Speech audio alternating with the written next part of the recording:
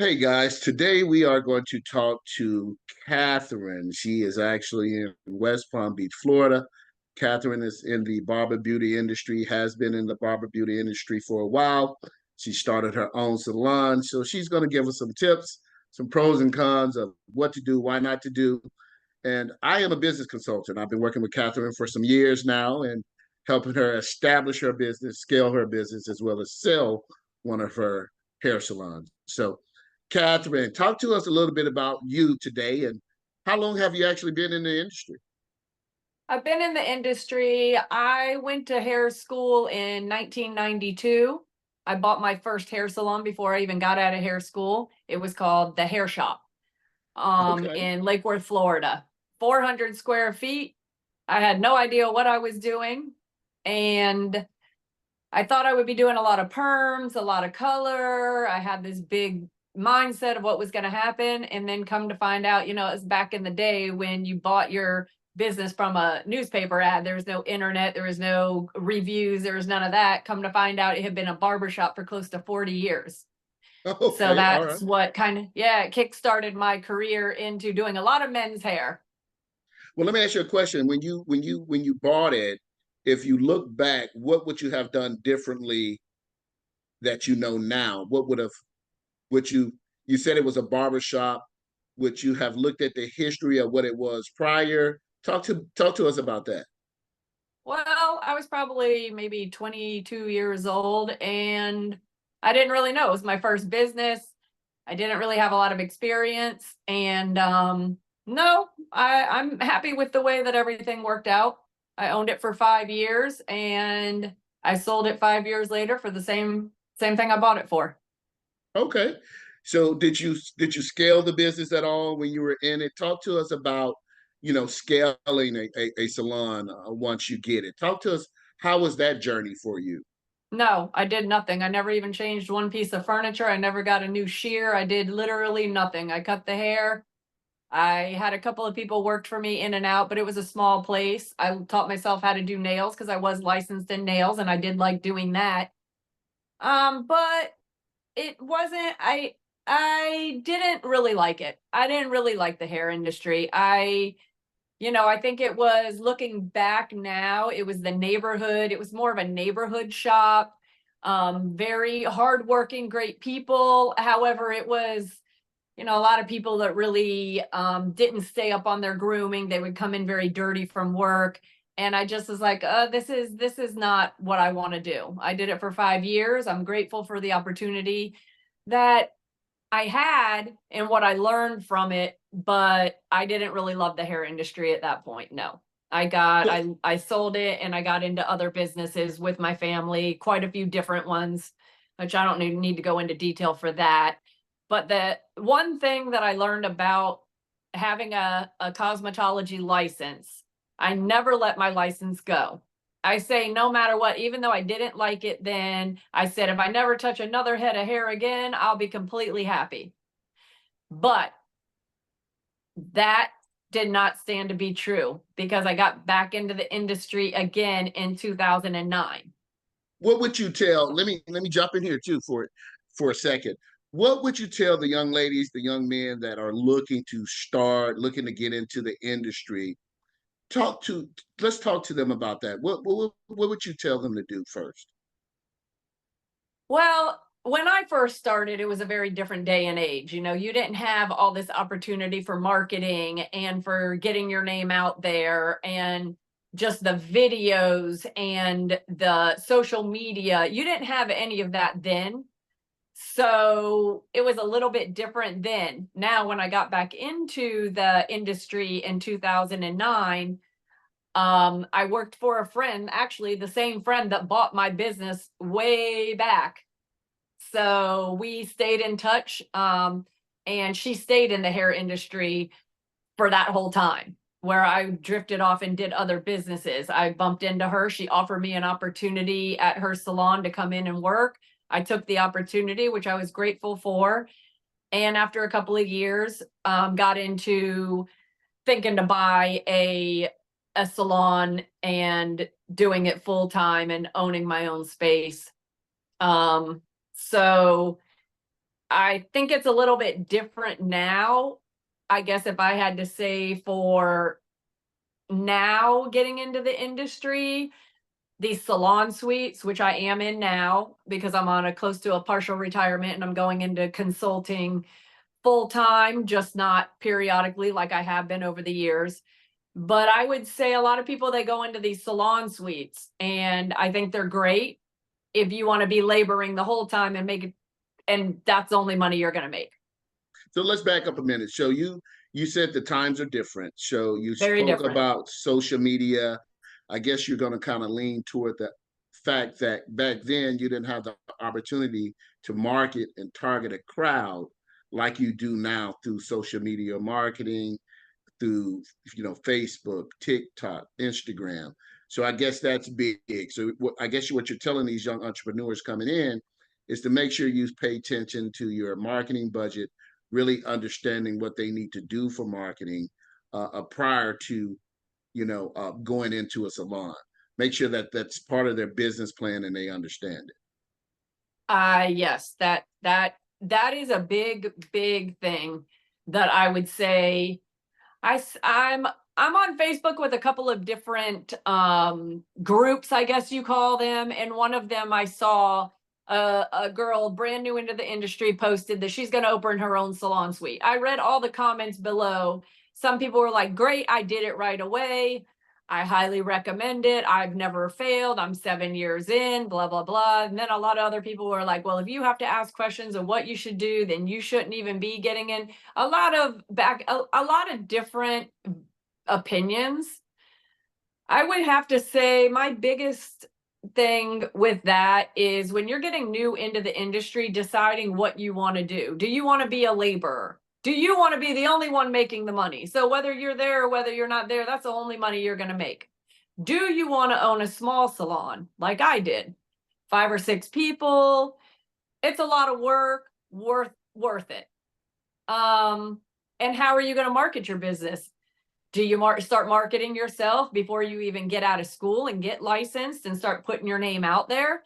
Do you do that? I would recommend doing that because a lot of people work, they just get in and they start laboring and laboring and laboring, and you get so wrapped up in working in your business instead of on your business. So if you don't have Let me stop you. Let me jump in right there. So you okay. talk about something that's very important. Me as a business consultant and a strategist, this is what I try to get a lot of my clients to understand, and which you just jumped on. A laborer versus someone that has a business that works without them. Let's kind of talk about that and how you went from being a laborer, working for yourself as an independent hairstylist, and then opening up your own salon, having stylists work for you. Talk Yes. about that transition as well.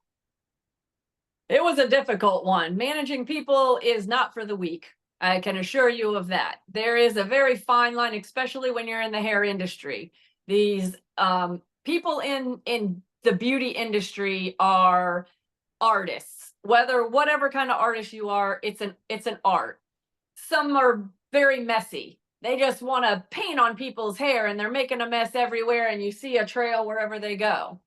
Right. Some people are very businesslike, some only like cutting hair, some you, in my opinion, as a owner of a hair salon, you have to be willing to be very open to different personalities and accepting these artists for who they are.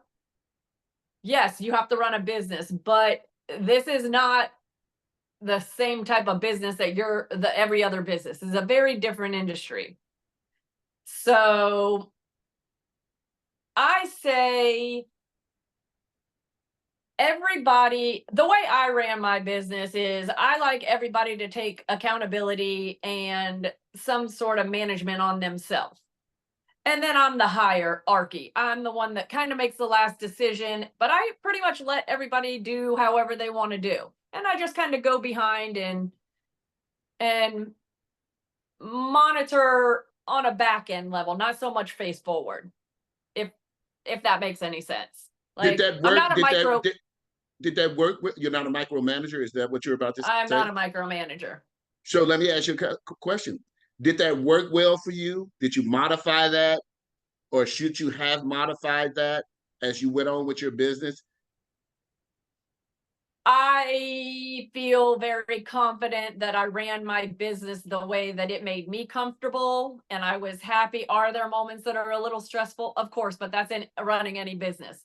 But a lot of people also would say to me, oh, well, you can't be so close with the people that work for you. You can't do this. You can't do that. Even in hair school, my teacher, you're never going to make it. Your touch is too gentle. I say, you know what? You're going to run your business what's going to make you comfortable. And if it works, then great. And if it doesn't, then you do something different. I always ran my business from my heart and the way I felt. And I give everybody the same equal opportunity that would work in my salon. So would I change anything? No, I wouldn't personally. Okay, let's pivot from that. Let's talk about, because I understand your background. You have a finance background with mortgages as well as with real estate. So let's talk about picking a salon location. You know, it's one thing to be able to run a location and pick the right people, the right personality, or even be the laborer and work and make all the money yourself. Let's talk a little bit about, if you could touch on, you know, picking the location, making sure you have the right finances in place. What was it that made you pick your location in West Palm Beach? My location in West Palm Beach was actually not even really my idea. The woman that I worked at her salon that had previously bought my salon way back, she said, let's open another salon. Are you interested? And I said, okay, yes, I would be interested. She actually picked the location. She found the salon that was for sale. We went and she said, let's just sit and watch. And that's what we did. We sat right there at a table at the restaurant next door and watched how many people walk in, how many people walk out. And we sat there probably about 3 hours, had a little lunch. That was that. We said, okay, we're going to move forward. And we did. At the last minute, a little bit of change came. And I ended up doing the endeavor alone without her. However, she was very supportive and I appreciated that. She had been in business a long time. And I feel that you can always learn from somebody. She taught me a lot of things, business wise, hair, all across the board. She taught me a lot of things, and I was open to that. And then you kind of take what resonates with you, and then you move forward with those skills. Is everything going to be the same? We run our businesses very differently. However, the things that she did teach me, I took and I used. You know, I would say everybody, not just that woman, but everybody that worked at my salon, I have taken something and it has helped me throughout my life. So let me back up just a little bit. I understand that you all went into business together. You all sat at that location to visually actually see the foot traffic. Correct. As a business consultant, and I advise clients, you know, feasibility studies, certain studies need to be done when you're picking a location. Yes. As you went out into the field and you all did this visually, you know, face to face with the public, would you suggest to these entrepreneurs getting into the industry to make sure that they do that as well as do their studies to make sure that that is a population of people that actually need that service in that location, as well as understanding your competition? Would you suggest they do all of that and make sure their business plan is complete, or just jump into it with their heart? You know, help me understand that. Well, it also, the foot traffic and all of that is one thing. Like I said, now, you know, there's so much social media marketing. You could be in a random plaza somewhere and have somebody on Instagram that's an influencer happens to pop in and they have, you know, 2K followers that are in the area, not all over the world, but or local businesses, somebody might pop in. You can get business differently now than in the past. And even when I bought this business in downtown West Palm Beach, you know, there was a little bit of marketing going on, but it was like, you know, it was in 2011. So it was even a little bit before all of this popped off the way it has with the social media. I mean, it was there, but it wasn't as prominent as it is now. I think a big thing about picking your location is price point. Okay. How much money do you want to make? How much money, how, what do you want to see your revenue look like? Because when you're in downtown West Palm Beach, opposed to Wellington, Florida, which is only 20 minutes away, the price point that you're going to be able to get in Wellington, Florida, and the price point you're going to be able to get in downtown West Palm Beach is a significant difference. Okay. So you might have the same overhead in a plaza next to Publix and you're in Wellington, or in downtown West Palm Beach where I was, in a single standing building. And the thing is that where do you want your price point? Makes And sense. yeah, Makes so sense. now with the marketing the way it is, and the way that you can get your name out there a lot faster, a lot easier, bringing some influencers in, just posting all the time on the social media. But the thing is that you still have to be in an area where people have the money to pay. Now let's continue down that path. You're talking about being in an area where the people have the money to pay. Let's talk about now negotiating with a landlord. Now you found a place where your price point, you want your price point to be for your services. Talk about some of the pros and cons that you had to go through negotiating with a landlord. And what are some of the things that a new entrepreneur should keep present in mind and look for? Um, the negotiation I did not do then, so I can't really take credit for that.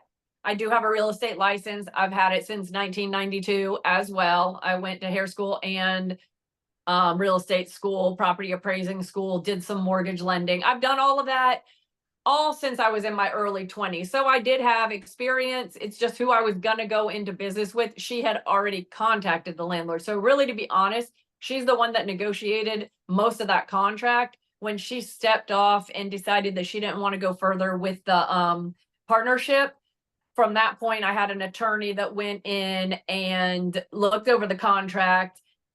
A real estate attorney, you pay them whatever they charge, $500 to go over the contract, negotiate a little bit. Most commercial leases, it doesn't have a whole lot of room for negotiation. They're basically, you're responsible for everything and you just pay them. I Okay, mean, so and that's where I'm leading to. You're responsible for everything. So if washer dryer breaks, if paint needs to be done, or if the yes. building air conditioner, kind of talk to some of the things that entrepreneurs in the industry are going to run into with these leases. I mean, that's very important because that could make or break you. If your air conditioner goes out, right? Well, it did, and I had to replace it twice in a building I did not own. So that is definitely something I was just gonna touch on. The only thing that I would say that I didn't like from the time that I got my lease until, for 9 years, I had the same location with same landlord. They were great. The only thing is that I would suggest to people is those bigger items, um, electrical, air condition, plumbing. Anything went wrong with any of those, and I was responsible for it. And things did go wrong, and I did have to pay for them. And they are high priced items. I would definitely, those were the main things that I would say that I would negotiate in the contract to not be responsible for. If I were to do the lease all over, that would have been something I would have negotiated differently. And also, what I would make sure that you do going into a lease that's very important is that I had the first lease was for 3 years, with into that second year, the first right of refusal for another 3, and then another 3, because you don't want to build your business at this location and then they see that you have a good business and then you're out 3 years later after you put all this advertising, you put all of this effort into it. You want to make sure that you both are comfortable. You don't want to go and do a 10-year lease. You don't know where you're going to be in 10 years. That's a long time. But a 3-year lease, I think, is reasonable, with the first right of refusal for another 3. And then, Oh, okay, and you say with the first right of refusal for another 3. But let's talk about let's say this. Let's mention this and ask this question. What about the increase of the rent? yeah, Have I you seen did. it It where was in the lease. Okay. So the way that I negotiated that was moving forward was 3% plus if any tax or insurance somehow went up by an extreme amount for the CAM, I guess it's called, you would have to pay that plus the 3% increase.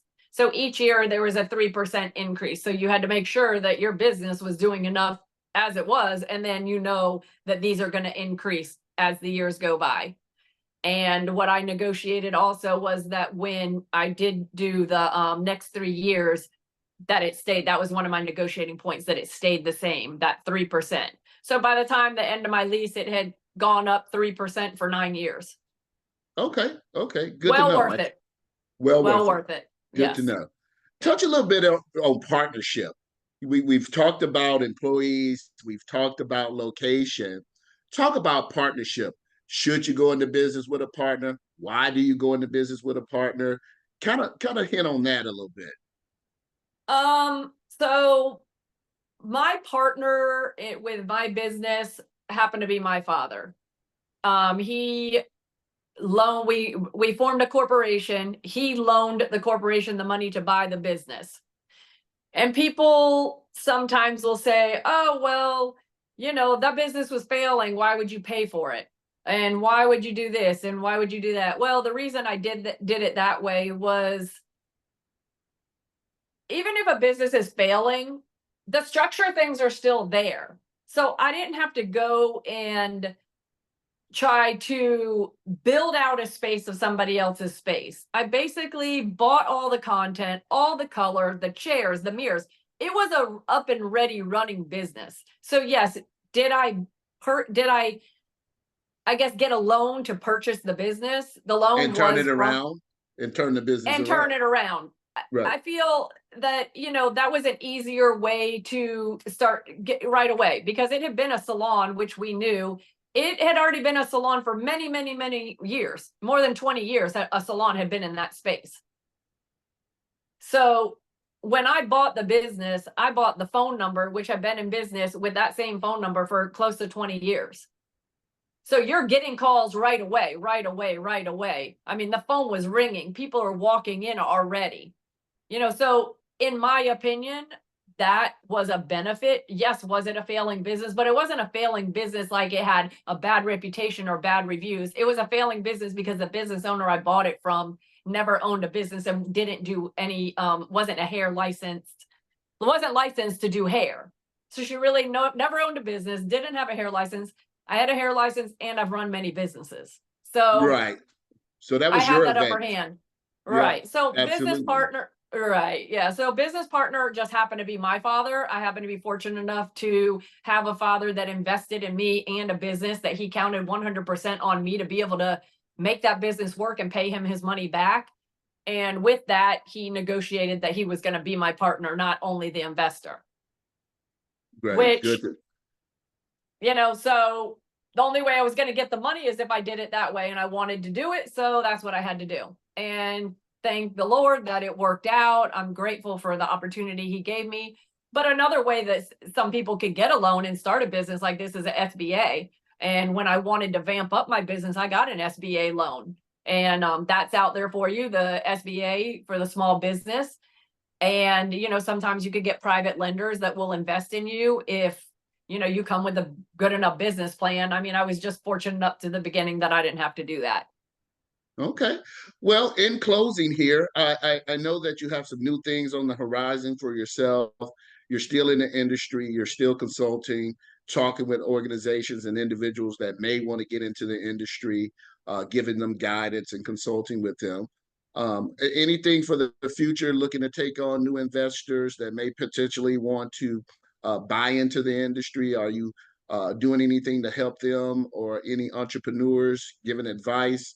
How do they get in touch with you? Would you like for me to leave the information at the bottom of the video today as well, to talk to them more about possibilities?